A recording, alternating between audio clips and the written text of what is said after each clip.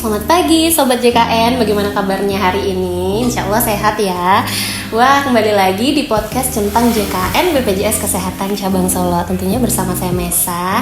Nah, kali ini kita akan bahas topik yang lebih seru lagi nih Sobat, terkait prosedur lahiran menggunakan BPJS Kesehatan. Nah, ini tentunya sangat informatif sekali, khususnya bagi para orang tua peserta JKN yang nantinya ingin memiliki buah hati atau yang sedang mengandung dan nantinya ingin bersalin menggunakan BPJS Kesehatan.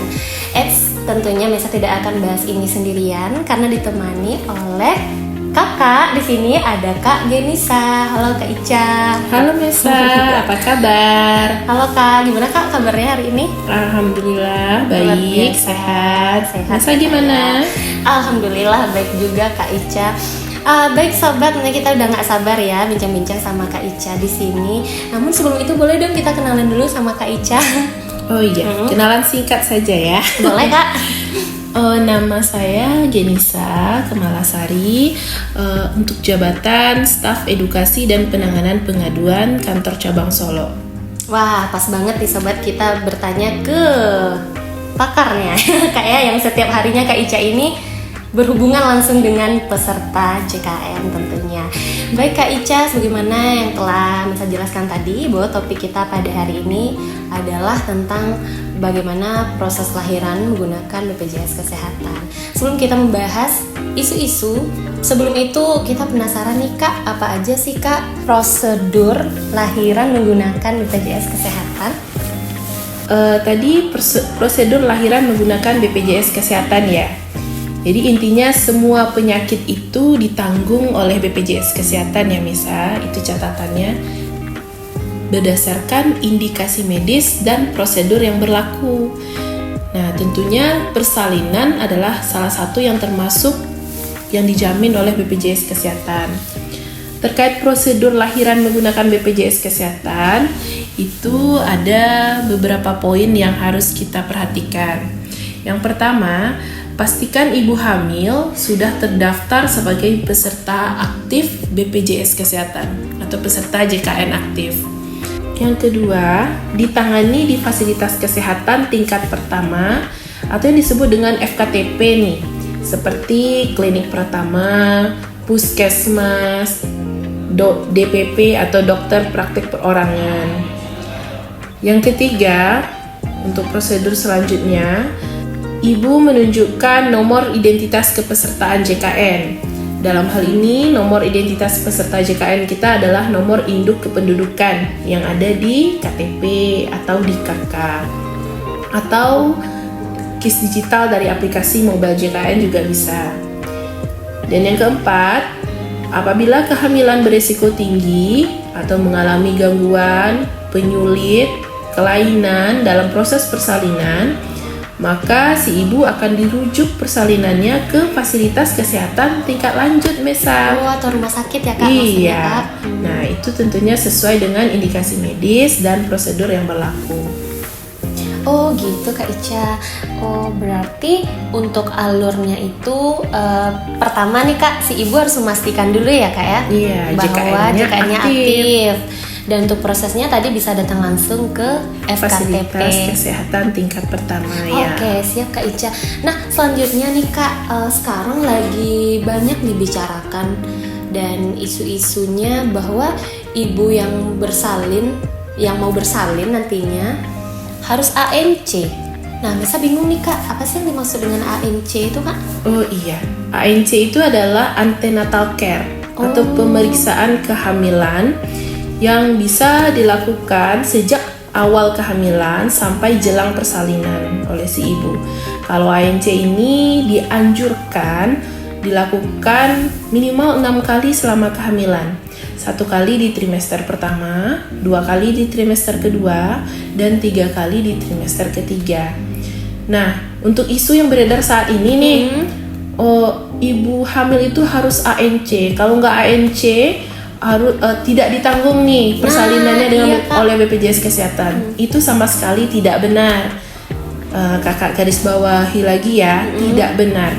Karena persalinan itu ditanggung berdasarkan indikasi medis dan juga prosedur yang berlaku tanpa melihat riwayat ANC dari si ibu. Jadi meskipun si ibu melakukan pemeriksaan kehamilan atau tidak melakukan pemeriksaan kehamilan, persalinannya akan ditanggung oleh BPJS Kesehatan. Oh, berarti ANC atau tidaknya persalinan si ibu pasti akan ditanggung oleh BPJS Kesehatan. Iya, betul. Itu ya, Kak, ya? Berdasarkan indikasi medis dan prosedurnya. Sebenarnya tujuan BPJS Kesehatan ini baik, Mesa, untuk menganjurkan si ibu melakukan pemeriksaan kehamilan. Untuk pemeriksaan kehamilan atau ANC ini dilakukan di fasilitas kesehatan tingkat pertama ya, atau di bidang jejaringnya juga bisa. Bila perlu, nanti peserta akan dirujuk ke dokter spesialis di fasilitas kesehatan rujukan tingkat lanjut atau yang Mesa kenal dengan rumah sakit. Nah, sebaiknya itu memang dilakukan ANC ini di fasilitas kesehatan yang sama agar riwayat kehamilan ini tercatat lengkap dan lebih cepat ditangani saat si ibu ini persalinan. Seperti yang kita dengar itu pengisian buku KIA ya. Jadi BPJS Kesehatan mendukung upaya pemerintah dalam menurunkan angka kematian ibu dan bayi. Nah, kalau terkait dengan layanannya, mengakses layanannya ini, untuk persalinan normal sebenarnya bisa dilakukan di FKTP tadi, seperti di bidang jejaring dari puskesmas, atau di bidang jejaring dari dokter praktek perorangan, atau dari klinik pratamanya, itu bisa dilayani di FKTP-nya.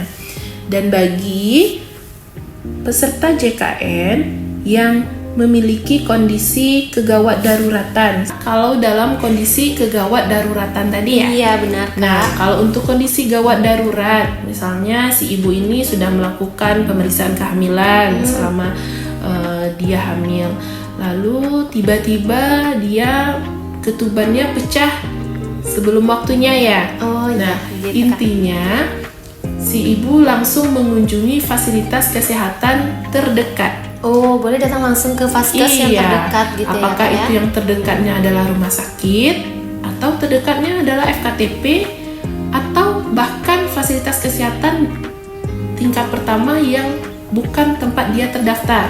Oh, jadi gitu. Jadi Kak, tidak harus kita mengunjungi fasilitas kesehatan tingkat pertama kita terdaftar itu. Oh, gitu Kak Ica. Karena kondisi kita kan sudah gawat darurat. Oh iya, baik Kak Ica, berarti si ibu boleh ya Kak datang langsung aja ke vaskes terdekat. Nah, nanti di sana apakah itu semua proses persalinannya itu sudah ditanggung Kak? Iya, betul. Seluruh rangkaian proses persalinannya itu akan ditanggung sebagai peserta JKN atau peserta BPJS Kesehatan. Misalnya rawat inap, obat-obatan, tindakan medis, itu semuanya ditanggung. Jadi tidak ada iur biaya untuk proses persalinannya. Oh gitu, berarti semuanya udah ditanggung ya Kak ya, nggak ada tambahan biaya lagi. Betul. Wah, luar biasa. Baik Kak, selanjutnya nih, anggaplah ya si ibu tadi udah melahirkan, sudah dijamin semuanya oleh BPJS Kesehatan. Nah, si bayi yang baru lahir, misalnya nih Kak, ketika si ibu sudah selesai ditangani, ternyata si dedek bayi ini butuh pemeriksaan atau rawatan di fasilitas kesehatannya. Nah, posisinya kan si bayi ini belum terdaftar JKN, Kak. Lalu bagaimana Kak proses penjaminannya, Kak? Oh iya. Nah, ini juga banyak sekali pertanyaan dari masyarakat terkait dengan dulu kok ada pendaftaran calon bayi dalam kandungan ya. Karena sampai sekarang masih ada tuh ibu hamil yang mendaftarkan, saya mau mendaftarkan calon bayi dalam kandungan. Padahal si bayi belum lahir. Iya, padahal si bayinya belum lahir. Jadi, bayi baru lahir itu didaftarkan jika si bayi tadi sudah lahir selamat. Jadi memang lahir dulu bayinya, baru segera kita daftarkan. Nah, gimana proses pendaftarannya? Prosedur pendaftarannya itu dilakukan oleh petugas informasi dan penanganan pengaduan fasilitas kesehatan tempat si ibu ini bersalin, mengkomunikasikannya ke petugas informasi dan penanganan pengaduan BPJS Kesehatan. Misalkan, Mesa mau melahirkan nggak? Mau kan? Ya mau Pastinya. dong Kak. Iya. Suatu hari nanti ya Kak. Iya, suatu hari nanti, amin. Amin. Nah, jika Mesa nanti bersalin di fasilitas kesehatannya, misalkan rumah sakit. Nah, jadi nanti kalau bayinya sudah lahir, petugas rumah sakitnya yang akan mengkomunikasikan atau melaporkan ke petugas BPJS kesehatannya. Nah, tentunya itu status kepesertaan ibu yang bersalin tadi kan terdiri dari berbagai macam segmen nih. Ya Kak. Ada ibunya berasal dari peserta mandiri. Nah, kalau ibunya peserta mandiri, tentu bayinya nanti didaftarkan juga sebagai peserta mandiri. Kalau ibunya peserta pekerja penerima upah, seperti istri atau si ibunya itu peserta dari PNS, TNI, Polri, pegawai swasta, dan lain sebagainya. Nah, itu si bayi tadi akan masuk ke tanggungan ibunya karena ada hak anak yang didaftarkan maksimal 3 orang anak. Dan kalau ibunya peserta PBI, penerima bantuan iuran, nah itu kan didaftarkan oleh pemerintah daerah maupun pemerintah pusat. Tentunya juga ditanggung oleh pemerintah daerah dan pemerintah pusat berdasarkan ketersediaan anggaran. Jadi silahkan dikomunikasikan saja dari petugas rumah sakit, nanti akan mengajukan melalui aplikasi rumah sakit. Nah, silakan saja dari petugas rumah sakit mengajukan melalui aplikasi di SIPP namanya, Saluran Informasi dan Penanganan Pengaduan di rumah sakitnya. Nah, nanti akan diverifikasi oleh petugas BPJS Kesehatan. Oh gitu ya Kak Ica, berarti si bayi yang baru lahir ini juga bisa kita daftarkan mengikuti kepesertaan si ibunya. Iya, Gitu betul, ya, Kak, ya? Mesa. Untuk kepesertaan bayinya tadi akan mengikuti kepesertaan ibunya. Asalkan ibunya aktif ya. Oke, siap Kak. Berarti intinya setiap peserta JKN agar selalu memastikan bahwa status kepesertaannya itu aktif ya Kak. Iya, betul Insya Allah sekali. kalau aktif pasti nanti bisa dijamin oleh BPJS. Iya. Dan untuk pengecekan keaktifannya, si ibu tadi bisa melakukan pengecekan melalui Pandawa. Bisa tahu apa itu Pandawa? Apa itu Kak? Pelayanan administrasi melalui WhatsApp.